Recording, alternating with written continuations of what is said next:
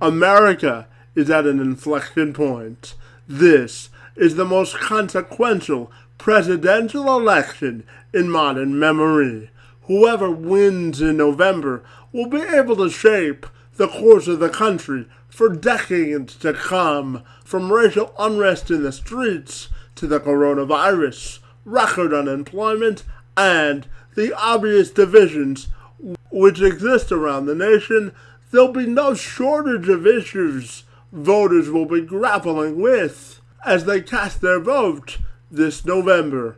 Tiara M. Tucker runs her own public relation firm in Dallas. She also has 16 years of corporate communications experience, and she's a respected motivational speaker.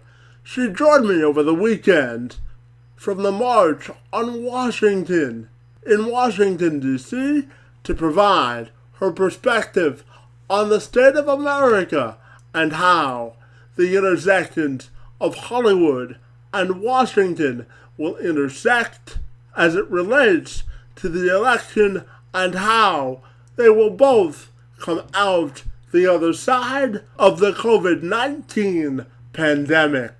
I'm Kevin McShann. Let's have this conversation.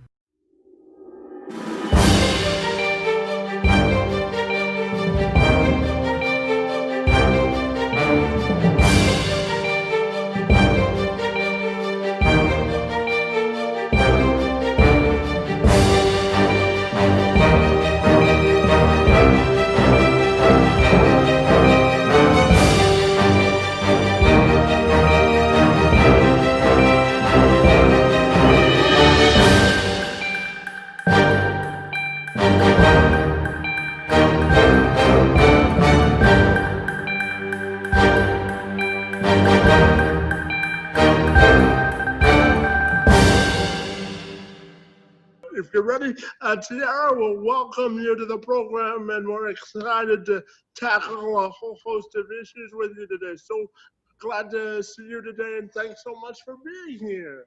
Yes, thank you, Kevin. Thank you for having me. I'm honored, and I'm looking forward to having a conversation with you today. Hence the name of the podcast, huh? That's right.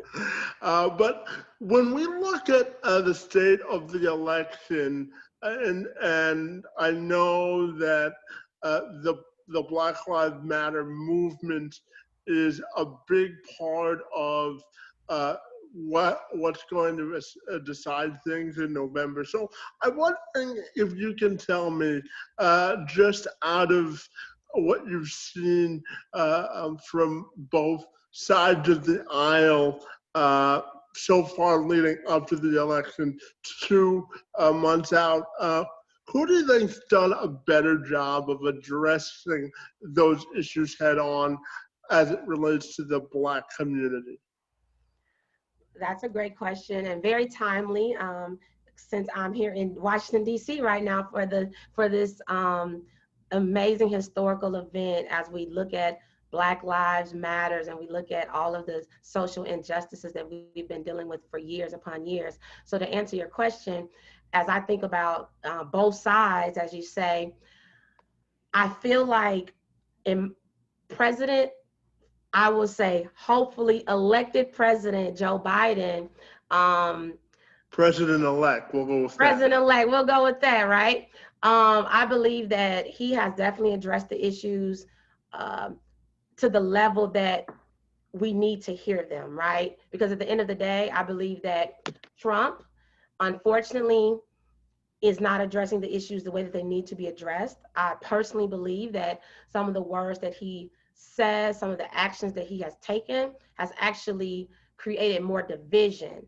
And I do believe that when Biden speaks, I do believe that he speaks from a genuine place. I do believe that he knows that we need more unity. We need more justice in America. And I really do believe that he is more in tune with what's taking place.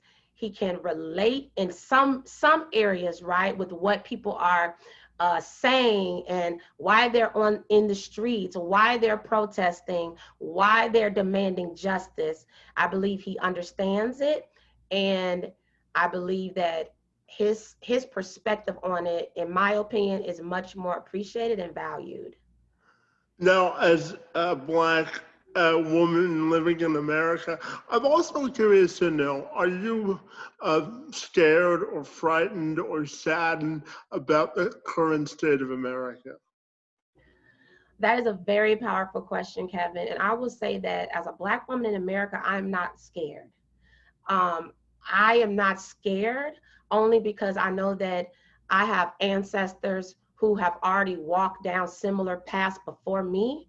And if they weren't scared, and if they were bold, and if they were fearless, and if they were doing the things that they did then to fight for my freedom and my justices and things like that, I cannot be afraid. I don't owe it to them to be afraid, but I owe it to my future generations to stand up for what I believe in, to use my voice, to use my platforms. And I also believe that at the end of the day, um, tomorrow is not promised anyway, but I'm not afraid. However, I am concerned about the state of America. I'm concerned if it will truly get better to the level um, of what we need, right? Will it truly get there, or will we see more division along the journey? Will we see more chaos along the journey? Will we see more deaths, more murders? Will we see more along the journey as it gets better? I will also say this. I am concerned about the lives of my Black brothers because I know that they are considered a threat to people. And that is unfortunate because there are some amazing African American men in the world who are living in anxiety, living with anxiety. There are brothers who are educated, who are living great lives, amazing fathers, amazing community leaders, and just amazing people. And they have to live in a world where um, they are just hoping that they can just live another day, and they know that there are more people that are afraid of them. So the fear is not for me. The fear is that I just want everybody to be safe and protected, and for those that may be afraid of my brothers and my sisters, that they just take the time to just understand people. Right, we're people, we shouldn't be afraid. We're all one big world when it comes down to it, right? So, That's right. yeah. Just before we move on, I have one other election question for you, and it has to do with black women. Now, certainly back in 2016, they didn't come out in the numbers to put Hillary Clinton over the top, even though she won the popular vote by 3 million votes, but that's another discussion. But in order for Biden to win, he's going to need black women, especially, to vote. And certainly having Kamala Harris on the ticket will help. But what would be your message to getting more black women to vote and the urgency in order to do that?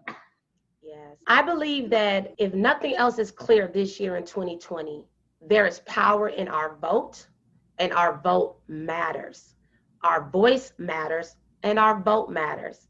And we see, as you mentioned, that there are so many instances where people are winning elections or losing elections by small ranges of votes. So every vote matters. And I think as African American women, we are continuously recognizing how powerful we are as people, right? Our dollar matters, our voice matters, our vote matters, our lives matters, and we are seeing that there are possibilities. There we can have Mrs. Harris in the position that she is right now. And this is an opportunity that women have dreamed of, to see women in powerful positions, to see women in powerful roles representing not only Black women, but all women and all people. So I believe that we understand the power of our vote, but we just have to get out there. And there are so many organizations and so many individuals truly pushing this election like our lives depend on it, because we know that our lives truly do depend on it. And certainly bringing anxiety to people is the lack of a response from your government about the coronavirus. And I know that you have had your own experiences with dealing with that anxiety. So I'm just wondering, in the age that we're living in with this uncontrollable virus that Trump sort of has mismanaged, what would be your message to uh, women or people out there that are scared about living in the age of coronavirus? Yeah, unfortunately, this virus is, you know, I'll say this pandemic, because I know there's different views on what it really is, but what we do know is we're living in a time that we are not familiar with, we're not comfortable with, and we do need to be safe. But at the same time, we also have to still try to find a sense of normalcy within our own lives. Because if we live in fear of, oh my God, there's a virus, oh my gosh, should I go outside? You know, does my mask work? I mean, all these things, we will live in a place that will have us dealing with anxiety to the next level, depression, stress, so many things, and we have so many other things to worry about. So I guess my message would be, you know, try to protect yourself, wear your mask, you know, wash your hands. Um, just know that at the end of the day, and this is, I'm going to get spiritual here, but at the end of the day, I constantly remind myself, no weapon formed against me shall prosper, right? I'm in Washington, D.C. right now. I can't tell you, Kevin, how many people said, be safe out there. You know that it's a pandemic going on. And I know that, but I also know that I still have to live my life. I still have to do the things that are meaningful to me. And all I can do is wear my mask, be mindful of my surroundings. And at the end of the day, I will take my vitamins, I will drink my orange juice, and I will do other things that I need to do. And if, if I contract the virus, then all I have to do then is pray that I will be okay, that I will have people that are looking out for me, making sure that I'm getting everything that I need. And I will just make sure that I'm staying in prayer and I'm fighting through it. But I can't live in fear worrying about it. So I would tell everybody else out there, don't live in fear worrying about it. You can't. You have to still live life, and you have to just try your best to protect yourself. This election is shaping up under two different realities. If you listen to the former vice president, he argues the country can't move forward until we get control of the virus. Meanwhile, the White House and the president counter and are actively trying to shift the discussion to a law and order argument to distract from his perceived lack of leadership on the issue. Therefore, I asked Tucker who wins public sentiment on the topic. Yeah. Oh, it's definitely it'll make your head spin when you think about it. I feel like at the end of the day, um, we need to focus on all of the above. We do need to somehow get control over this virus, but that also doesn't mean that we need to stop everything else. We need to find a way to do it all. We need to find a way to control the virus. You know, we need to find a way to ease people's minds with it. And I don't know what that will look like, but at the same time, we're living in a time where things are simultaneously occurring at the same time. These are unprecedented times that we're living in. We're fighting a virus. We're fighting social injustices. We're fighting so many other things in the world at the exact same time. We can't separate one from the other. So I think that at the end of the day, whoever the president is, they need to definitely have the right people on their team that can help address all of the above, because they're all are important. Because at the end of the day, we have people not only dying from the virus, we have people dying from regular illnesses that already existed before the virus. We need to always think about the healthcare system, right? How are people pre-COVID being treated when it comes to our health system? We also need to think about people are dying in the streets, peacefully protesting. People are dying just living in America. So whether we look at one thing or the other, it's all happening together. So to me, it's all about how do we find the solution for all of the above. And I know you're in Washington, so I'm also curious to know what was the most powerful experience for you attending the March on Washington movement yesterday? Yes, it was just amazing from beginning to end. But I would say for me, I got there very early and I had the opportunity to, be there all day and to continuously see all of the people coming in and filling the area, all walks of life. I saw babies, I saw senior citizens, I saw um, various races, you know, various ethnicities, just so many people. And I had the opportunity to take a picture with Dr. King's son. So that to me was so amazing. I also took a picture with Reverend Al Sharpton because to me that was historical for me, because here I am at the exact same place where Dr. King gave his historical I Have a Dream speech. And now I'm here years later, standing in this same area with some of the same people who played a role back then, and they're here today delivering similar messages. So I feel like that was priceless, but at the same time, I felt like it was encouraging, it was motivating, and I'm looking forward to the years ahead. I hope that there's a day where we don't have to hear another I Have a Dream speech, because everything that Dr. King dreamed about will become a reality. That must be an experience that you'll take with you for the rest of your life, huh? I definitely will. I definitely will. And it's interesting because I posted on my Facebook yesterday a picture of me. Um, and in the picture, I said that I was there representing women. I was representing women who years ago stood in that same spot for equality, for social justice, for the right to vote, for all of those things. I honored them in that spot. I also represented the women who wanted to be there yesterday but could not be.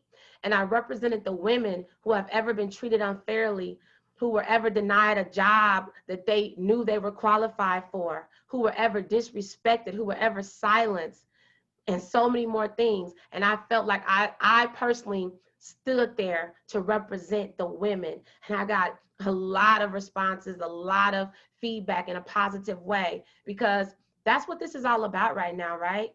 We're representing each other, we're standing in gaps, and we're making history. And I know you have some experience in corporate America and communication, so I'm curious how you think corporate America will change as a result of the pandemic. How do you think it'll get better, or how do you think it'll be fundamentally changed? Yes. Well, I believe that corporations and businesses, COVID-19 forced people to evolve, right? In a matter of time, corporations made decisions to shut their doors, to send employees home because of the unknown. People did not know then, back in March, that we would still be dealing with what we're dealing with in August. Nobody knew. Nobody knew. Doctors didn't know. The president didn't know. CEOs didn't know. People like me and you didn't know. But I think that what happened is that those companies that were able to evolve, they were able to, set up work from home opportunities and situations. Employees all over the nation were able to now work virtually. And I think that what happened is that showed not only employees, but it showed employers that it can be done. And it also showed people that if they really were in a situation, that they have to have plans in place. They have to have contingency plans. They have to have decision makers in place to make decisions at the drop of a dime that will positively impact the employees, the customers, the consumers, the organization. And so I think that right now, those that evolved are seeing the benefits of evolving. And I'll be real, some may be seeing some of the consequences of evolving, right? Because for some people, they didn't make it, unfortunately, right? There are some companies that had to close their doors. There are some companies that had to let go of employees. Those were very hard, difficult decisions.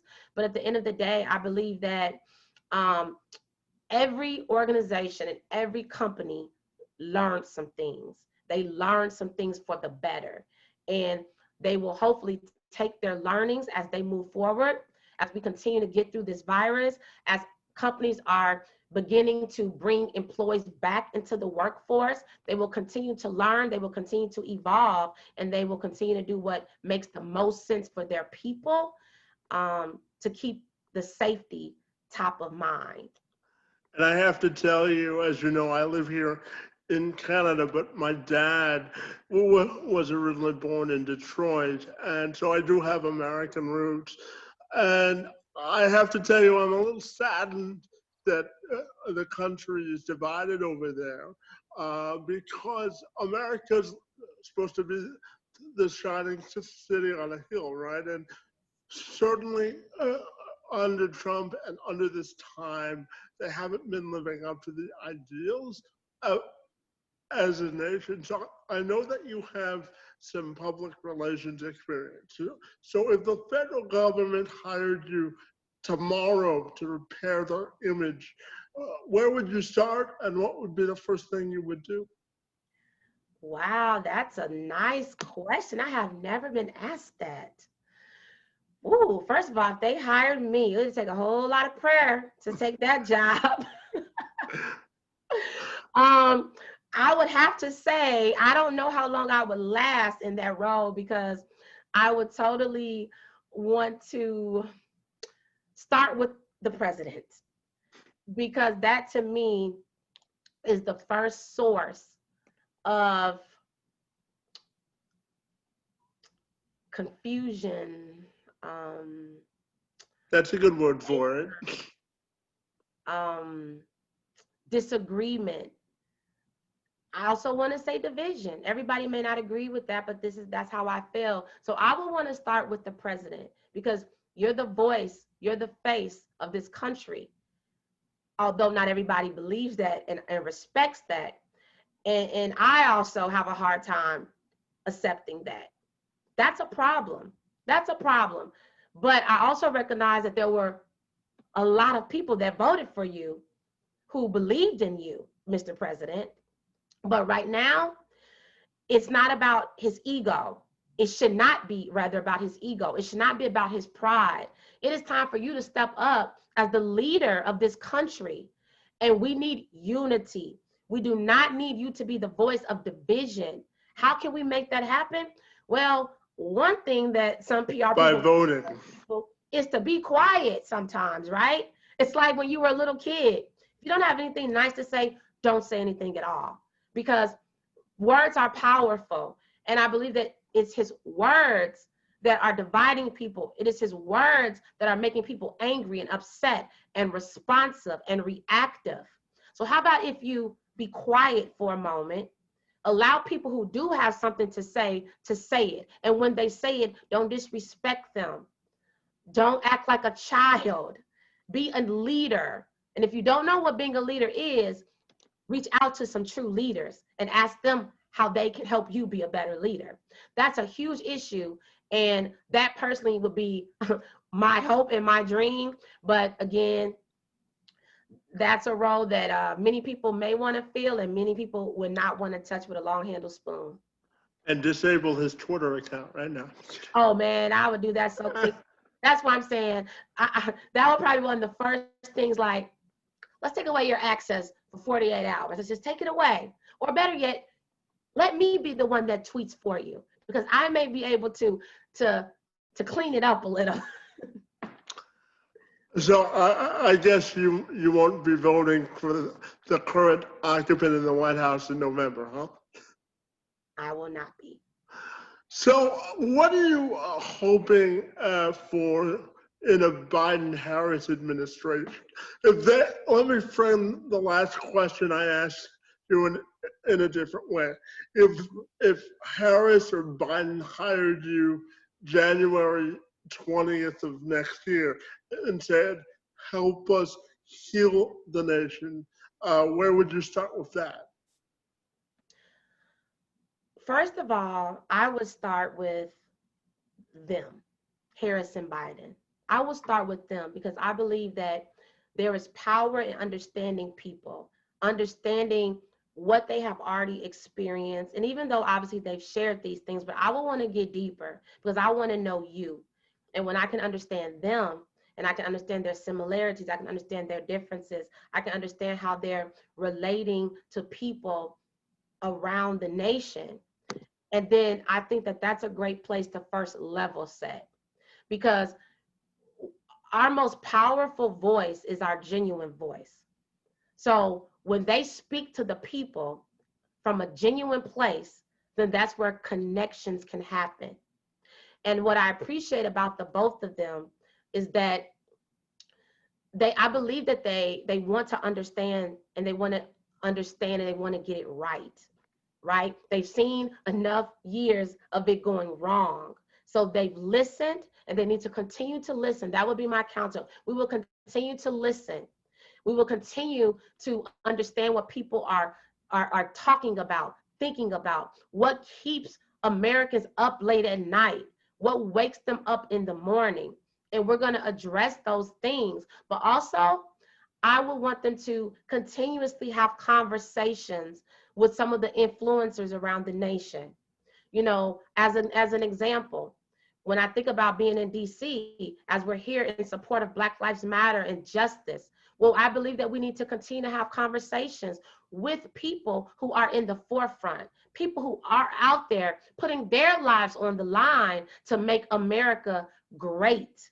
So let's continue those conversations. And I think that's how we can get real change, because we're coming together. Let's talk to the CEOs of the Fortune 50 companies. Let's hear from them as spokespeople rather, of their organizations. Let's really come together to bring the unity that we need. And that won't be an easy process. It won't be a quick process, but I think it will be a process that will show that they want to listen and they want to make a difference.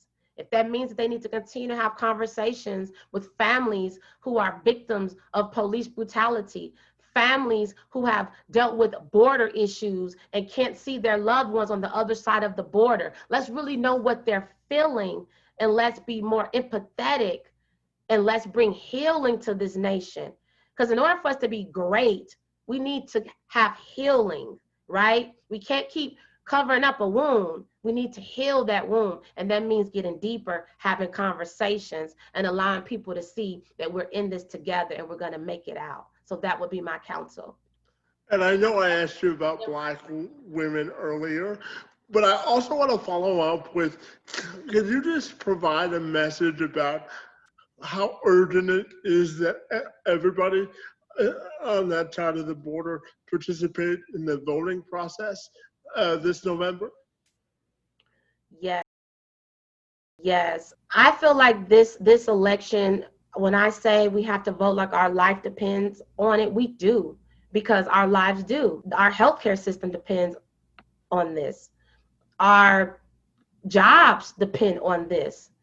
Our immigrants, you know, people in America, people outside of America, there's so much that depends on this vote. So I would just urge people, vote, just vote. If you've never voted before, make 2020 your year to vote. If you vote every year, rally around and get other people to vote. If you're in your communities, and I always like to tell people this about just life in general, you don't have to have a grand platform to make a difference in the world. Your difference can be just the people around you. You can be the social influencer of those around you. So make sure that not only you're voting, but your loved ones are voting. Make sure your family is voting. Make sure your friends are voting. And make sure that when people are voting, that they're educated on why they're voting and what they're voting for. But whatever you do, people, we have to vote. We have to vote like our life depends on it. Ellen DeGeneres is one of the most popular pop culture figures in all of America and around the world. However, recent allegations of a toxic work culture has her in the headlines for all the wrong reasons. Furthermore, what role does Hollywood and celebrities have to play in making sure we all get out the vote this November? And how will the industry rebound from the pandemic? Those are questions I posed to Tucker during the next phase of our interview. Okay, yes. Well, that definitely is a loaded question, and I'll try to unpackage it a little. I'll start with the situation with Ellen. And I'll be very high level on this one. And if people are not familiar with it, then I would encourage you to, Google it, do research on it. But um, as high level as I can say it, Ellen is in a position right now where she is dealing with allegations, and I'll say allegations to be fair, of a toxic workplace or how she may treat people. And I believe that, first of all, that's never good, right? That's never good when you have any kind of allegation that feels negative, and when you have people that are speaking up about how they've been treated. Because right now, I believe we're living in a time where the tolerance level for that is not like it used to be. People are not accepting people being mistreated. We never should have, and we definitely aren't now. And I think that when you think about social media, it now allows for people to be more aware of things, because all we need is one tweet, one post, one news article, and now something can become viral. So for Ellen, um, my only hope is that she digs deep and she really internalizes everything that's being said about her. I don't know her. I have never met her, but I will say this, that I've always loved her energy. I love her show, and I hope that she will continue to do the things like her public apologies, things like that. But I also know that from in the PR world, an apology is great. That's expected. Your actions is what we're looking at, right? Anybody can apologize, but what's most important is, how are you going to respond? How are you going to change if you truly did these things? And even if you didn't do them, how are you going to change based on what is being said about you? And when I think about her and other high profile people, as you bring up the Hollywood piece of it, people in Hollywood have for years and years, they have been um, people that people look to for um, answers at times, or they watch them, they model them. But we have to realize that they're just people. Like, don't get caught up in a celebrity or this person, because they have lives in front of the camera and they have lives behind the camera. And I believe that at the end of the day, they should understand that they play a very powerful role, and at the same time, you're still just a person. So just as easily as you have been living on this platform as a celebrity that's respected, nowadays you could lose it. One bad action, one bad word, we've seen it. Bad words, you can lose your career.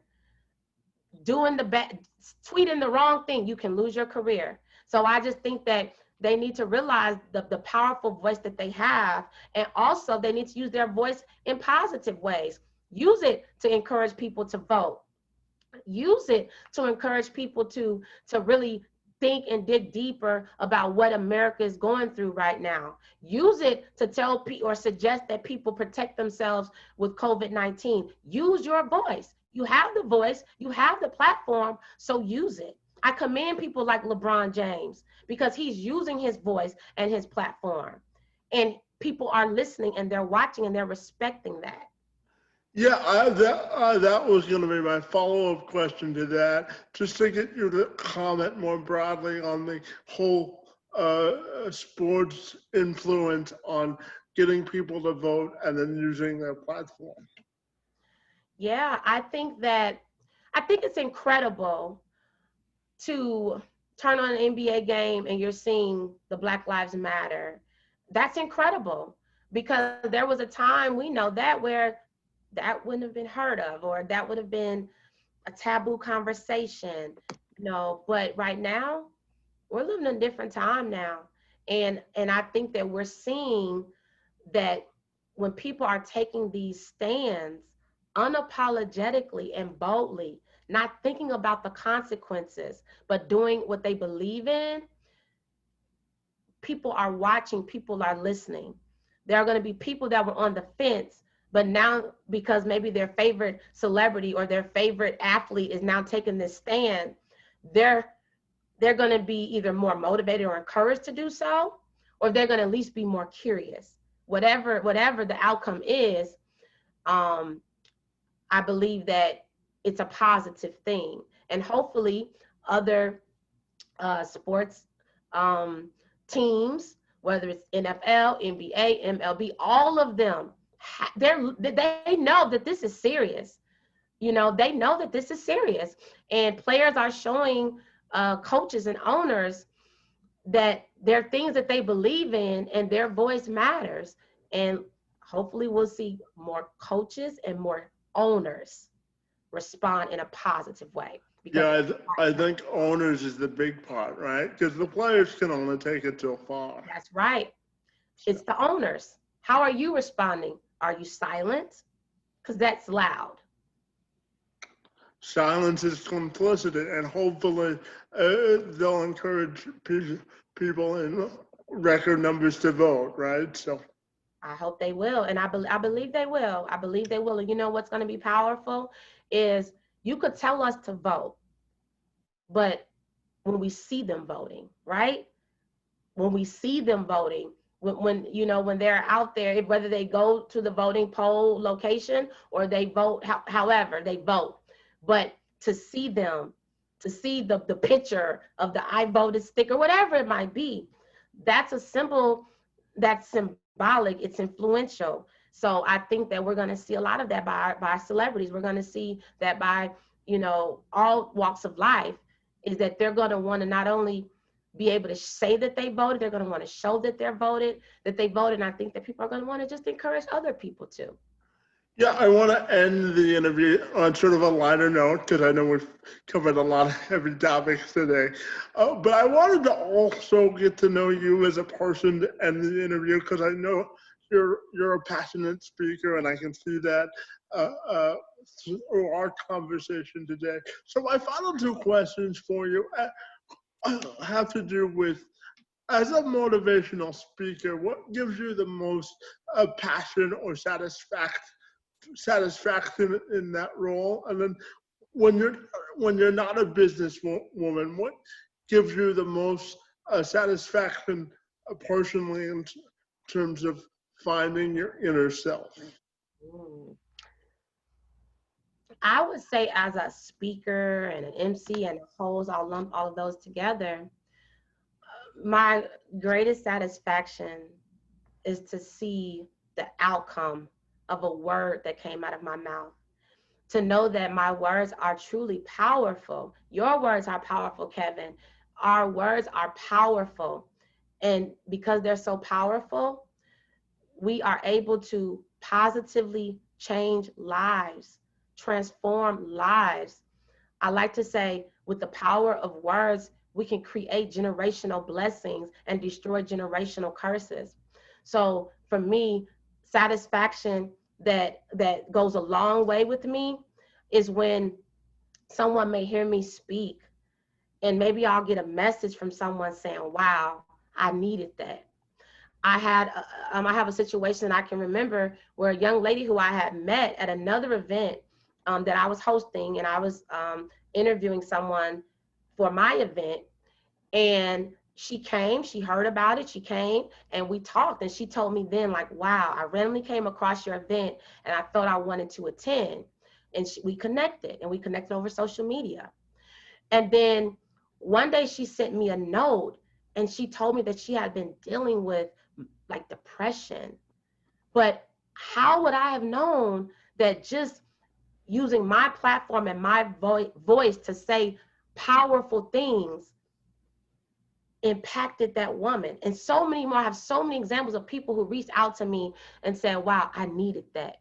And I'll say this, Kevin, one of my platforms outside of my Tiara PR Network LLC is my initiative called Speak That Movement, where I empower, uplift, and I connect business professionals, particularly women, but all people, to encourage them to live their best life, to help combat the mental health issues and the social injustice issues. But one thing that I do when I have my weekly Speak That talks, and that's what I've been doing since May during COVID-19, I host a live virtual talk where every week I have a different guest speaker.